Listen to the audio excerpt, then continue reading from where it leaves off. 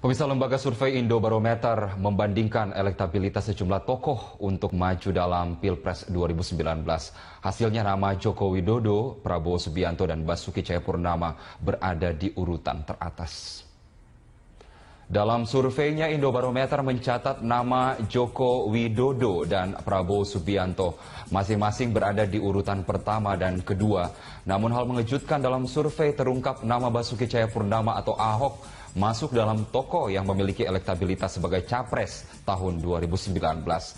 Ahok berada di posisi ketiga saat Indobarometer mengukur elektabilitas capres dengan metode top of mind.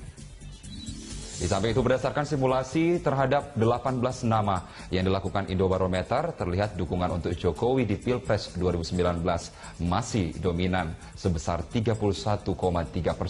Disusul Prabowo 9,8%, sementara Ahok menempel ketat di posisi 3 dengan dukungan mencapai 8,3%. Survei Indobarometer berlangsung di 34 provinsi pada tanggal 4 hingga 14 Maret 2017 dengan margin error kurang lebih 3%. Pilkada DKI Jakarta putaran kedua muncul indikasi mobilisasi warga untuk menjaga tempat pemungutan suara saat pencoblosan 19 April mendatang. Hal ini dikhawatirkan berpotensi memunculkan konflik. Ajakan untuk mendatangi tempat pemungutan suara atau TPS pada 19 April mendatang muncul jelang pelaksanaan Pilkada DKI Jakarta putaran kedua. Warga diajak untuk menjaga dan mengawasi proses pelaksanaan pemungutan suara. Tak hanya bagi warga Jakarta, ajakan tersebut juga diserukan bagi warga luar Jakarta. Kegiatan tersebut bahkan diorganisasi melalui sebuah aplikasi online dengan meminta warga yang ingin bergabung mendaftarkan diri melalui aplikasi tersebut. Wakapolda Metro Jaya Brigjen Pol Suntana menghimbau agar warga tidak mengindahkan ajakan tersebut. Untuk mencegah kecurangan serta menjaga keamanan saat pencoblosan, TPS telah dijaga oleh polisi serta pihak yang memiliki kewenangan seperti saksi dari masing-masing pasangan calon. Lagi polisi sampaikan tidak perlu melakukan itu. Semua TPS sudah dijaga oleh petugas polisi. Polisi akan mencegah terjadinya kecurangan dan menjaga keamanan selama di TPS. Karena prosesnya ada dan aturannya ada. Gerakan demokrasi, ya teman-teman, oke lah, mendukung itu boleh-boleh saja. Sepanjang sesuai dengan aturan, kita perbolehkan saja. Tapi kalau bersifat provokasi, mengintimidasi, gitu kan, ya kita larang, kita cegah. Polisi punya kewenangan itu. Mobilisasi warga ke TPS pada tanggal 19 April dikhawatirkan berpotensi memunculkan konflik. Terlebih bila warga yang hadir bukanlah warga Jakarta yang seharusnya tidak berkepentingan terhadap Pilkada DKI Jakarta. Tim Liputan Metro TV. Mobilisasi warga daerah ke Jakarta untuk mengawasi TPS pada 19 April mendatang melalui media sosial ini menjadi perhatian pihak aparat kepolisian. Bagaimana polisi menanggapi sekaligus menyiapkan antisipasi pengamanan terkait dengan rencana tersebut? Kami akan langsung bertanya ke Kabid Humas Polda Metro Jaya, Kombes Polisi Raden Argo Yuwono. Selamat sore, Pak Argo. Selamat sore, Mbak. Ya, Pak, dari pengamatan Anda sebenarnya Anda melihat upaya mobilisasi massa untuk pemilu atau 19 April mendatang ini seperti apa ini, Pak? Jadi perlu digarisbawahi, Mbak, ya, bahwa untuk Pilkada putaran kedua DKI ini adalah milik rakyat DKI, milik warga DKI, ya. Jadi apapun, semua pemilihnya pun juga dari DKI. Dan kemudian bahwa ada mobilisasi massa dari luar DKI Jakarta, ini untuk apa? Ya? Karena di dalam pelaksanaan pilkada ini, terutama di TPS-TPS, sudah ada yang ngawasi. Ya, nanti ada pihak kepolisian, sudah ada staf TPS, ada polisinya. Nanti dibantu oleh TNI, ya. Kemudian itu ada panitia KPPS, ada nanti saksi dari kedua calon, sudah ada semua di situ. Semua ada di situ. Untuk apa mobilisasi ke Jakarta, ya? Baik. Jadi tidak perlu, sudah ada petugas-petugas yang akan mengawasi. Demikian, Mbak Zakia. Ya, kemudian memang kalau nantinya ini salah satunya kan memang mengajak untuk mengawasi TPS-TPS saat pemilu putaran kedua di Pilkada DKI Jakarta. Kalau kemudian akhirnya benar-benar dilakukan ini bagaimana, Pak Argo? Konsekuensinya apa? Ya tentunya nanti misalnya ada orang luar Jakarta yang melihat di TPS dan melakukan tindakan intimidasi maupun tindakan pelanggaran pidana, kita tangkap ya.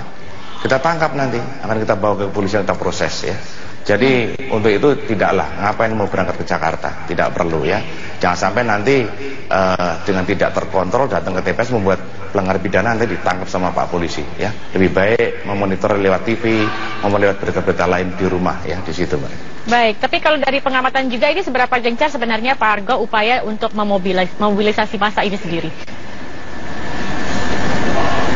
Ya tentunya kita berharap masyarakat bisa cerdas ya, bisa memilih, melihat ya, bisa memahami bahwa ini adalah warga Jakarta yang akan melaksanakan demokrasi pilkada putaran kedua. Tentunya ya tidak usahlah melihat ajakan-ajakan ini hanya untuk ke Jakarta untuk mengawasi, sudah ada yang awasi. Jadi sesuaikan aja, misalnya masyarakat di Jawa Tengah maupun Jawa Barat itu laksanakan kegiatan aktivitas masing-masing di saat tanggal 19 itu. Jadi kita melihat saja dan semuanya pasti kita laksanakan dengan adil, netral dan aman di dalam pelaksanaan ini. Kita percayakan kepada kepolisian dan kepada unsur yang lain untuk mengawasi di TPS-TPS itu Mbak. Baik, Pak Argo, ini selain juga ajakan, ini juga ada aplikasi yang dibuat terkait dengan tamasya ini. Kemudian polisi juga sempat mengatakan akan menelusuri siapa sebenarnya juga yang menggagas. Apakah ini sudah ada perkembangan, Pak Argo?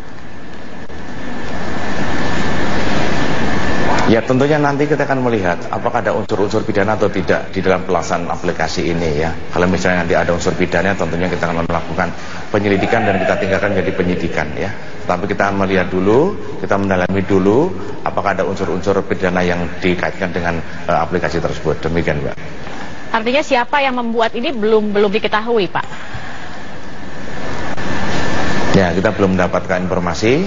Tentunya tetap kepolisian tetap melakukan penyelidikan dan kita tetap akan mencari informasi seluas-luasnya berkaitan dengan kegiatan seperti ini, Mbak. Oke, memobilisasi warga untuk mengawasi jalannya pemilu, bukan warga Jakarta, kemudian juga padahal sudah ada pengawas. Ini sebenarnya bisa dikatakan melanggar undang-undang, tidak sih Pak Argo?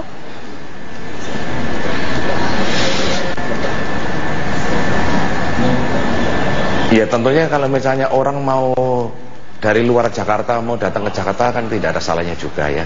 Tetapi kalau dia mempunyai niat dan maksud tertentu nanti akan melakukan tindak pidana ini yang digarisbawahi ya.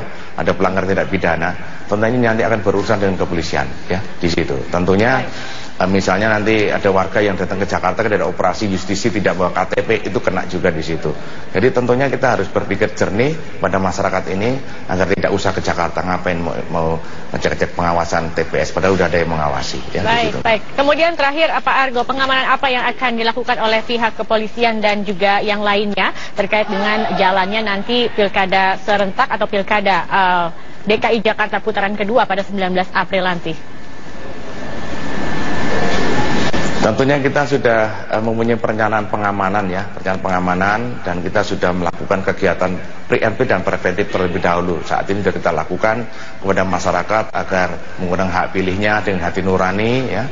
Kemudian kita juga sudah merencanakan semua kepada titik-titik atau titik-titik TPS yang akan kita laksanakan pengamanan dan kita juga men-standby-kan personil juga dan kita juga nanti akan meminta bantuan kepada Mabes Polri seandainya kekurangan personil dan ini sedang kita manajemen biar nanti pengamanan pilkada putaran kedua itu bisa berjalan aman dan lancar. Demikian Pak. Baik, Kombes Polisi Raden Argo Yuwono, Kabid Humas Polda Metro Jaya, terima kasih telah bergabung bersama kami. Lalu bersilaturahmi ke Pondok Pesantren Sunan Derajat di Kabupaten Lamongan, Jawa Timur. Informasi selengkapnya akan langsung disampaikan oleh Eva Wondo dari Lamongan, Jawa Timur. Selamat sore Eva, apa sebetulnya tujuan kehadiran Ketua Umum Partai Nasdem Surya Paloh ke Pondok Pesantren Sunan Derajat? Ya, selamat sore Widya. Tujuan kehadiran Ketua Umum Partai Nasdem Surya Paloh ke Pondok Pesantren Sunan Derajat di Kabupaten Lamongan, Jawa Timur ini adalah untuk menghadiri acara wisuda pernah santri di Pondok Pesantren Sunan Derajat Kabupaten Lamongan, Jawa Timur. Selain itu juga untuk bersilaturahmi dengan pengasuh-pengasuh di Pondok Pesantren Sunan Derajat di Kabupaten Lamongan, Jawa Timur. Tadi saat tiba di Pondok Pesantren Sunan Derajat Derajat Lamongan Jawa Timur, Ketua Umum Partai Nasdem Surya Paloh disambut oleh Kiai Haji Abdul Ghafur yang merupakan pengasuh Pondok Pesantren Sunan Derajat di Kabupaten Lamongan Jawa Timur. Selain Ketua Umum Partai Nasdem Surya Paloh, dalam kegiatan ini juga dihadiri oleh jajaran fungsionaris DPP Partai Nasdem dan jajaran fungsionaris DPW Partai Nasdem Jawa Timur. Total hari ini terdapat 1.150 santri Pondok Pesantren Sunan Derajat Lamongan Jawa Timur yang diwisuda. Hari ini mereka berasal dari 3 tingkatan, yaitu dari Madrasah Diniyah, Madrasatul Quran, dan juga LPBA atau Lembaga Pengembangan Bahasa Asing. Rencananya sesaat lagi Ketua Umum Partai Nasdem Surya Paloh akan menyampaikan tausiah atau pesan-pesan kepada seluruh santri yang hari ini hadir dalam acara wisuda Purna Santri Pondok Pesantren Sunan Derajat Lamongan Jawa Timur. Partai Nasdem ini menyadari pentingnya peran pondok pesantren dalam kehidupan berbangsa dan juga bernegara, karena pondok pesantren ini merupakan pilar penting atau menjadi benteng dari Pancasila dan juga NKRI, karena di pondok pesantren ini diajarkan Islam moderat, Islam yang penuh kedamaian dan juga toleransi serta persaudaraan. Kemudian pondok pesantren ini juga sebagai pusat pendidikan sekaligus menjadi pusat dakwah. Nah, pondok pesantren ini juga bisa dijadikan pusat ekonomi kerakyatan, karena di pondok pesantren ini juga diajarkan mengenai kewirausahaan kepada para santri. Nah, Pondok Pesantren Sunan Derajat di Kabupaten Lamongan Jawa Timur ini menjadi salah satu pondok pesantren tertua dan juga terbesar di daerah Jawa Timur, karena total santri di Pondok Pesantren Sunan Derajat Lamongan Jawa Timur ini mencapai lebih dari 12.000 santri. Widya, kembali ke Anda di studio. Baik, terima kasih Eva atas informasinya. Selamat kembali bertugas.